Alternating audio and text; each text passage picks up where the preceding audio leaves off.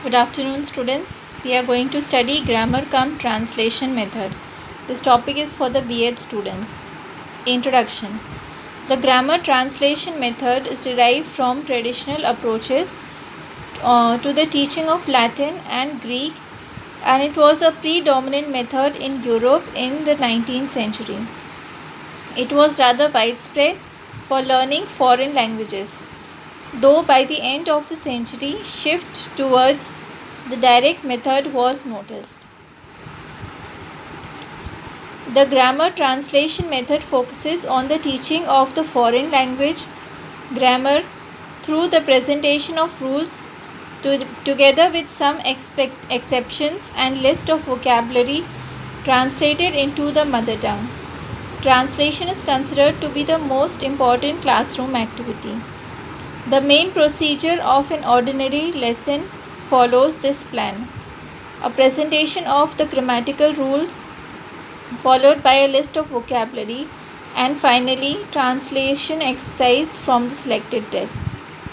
Other activities and procedures can be the following: answering comprehension questions on the text. Students find antonyms and synonyms words in the text. Vocabulary selected from the reading text and memorized. Sentences are formed using new words. Fill in the blank exercise, writing compositions on the topic. Now this was the introduction about the method. Now about the method. The most relevant principle of this method can be summarized as: it emphasizes the study and translation of the written language as it is considered superior to spoken language. Reading and writing are the main language skills. The student's native language is the medium of instruction and used as well to compare with the language they are studying. The structural pattern of the two languages are compared, and this comparison makes learning more clear and firm. The fundamental principles of proceeding from known to unknown is followed throughout. Successful learners are those who translate each language into the other, though they cannot communicate orally. Students have to know verb conjugations and other grammatical paradigms. The knowledge of rules helps the learner to avoid and types of mistakes. Teachers play an authoritarian role in the class, and the predominant interaction is between teachers and students. Now, what are the advantages of this method? This method has a number of advantages. By telling the meaning of the word or sentence in mother tongue, the teacher can at once make the students understand it. The students are able to learn many items of English by comparison with mother tongue. The comparison of the students can be tested comprehension of the students can be tested very easily.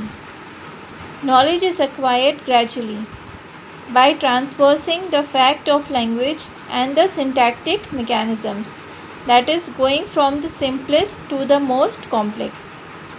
Learning grammar, the students examine the text, developing awareness that language constitutes a system which can be analyzed. The students understand that language is a system and it can be analyzed also. What are the disadvantages of this method? No account of the present day language usage is present. Norms are imposed from the great literary authors. The language that is used is the Old English, and the norms and the rules are used that are the old ones. Secondary grammatical points, list of forms and examples receive a lot of attention. Some definitions and explanations are often incoherent because of their heterogeneous criteria.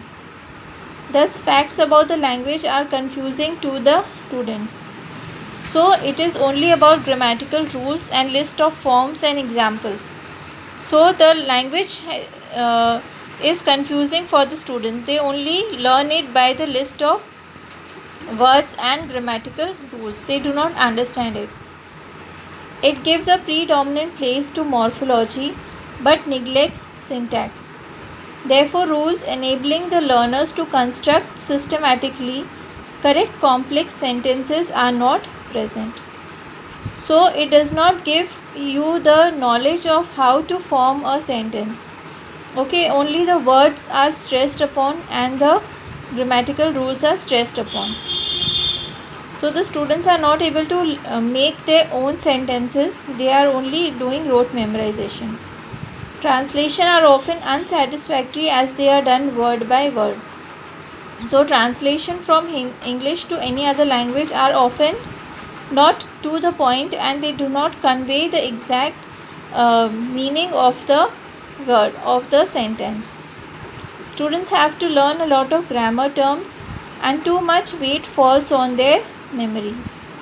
Frustration on the part of students and lack of demands on teachers are the effects of the disadvantages of this method. And students, this is the bibliography of the content. You can visit this blogspot if you wish. So thank you, students.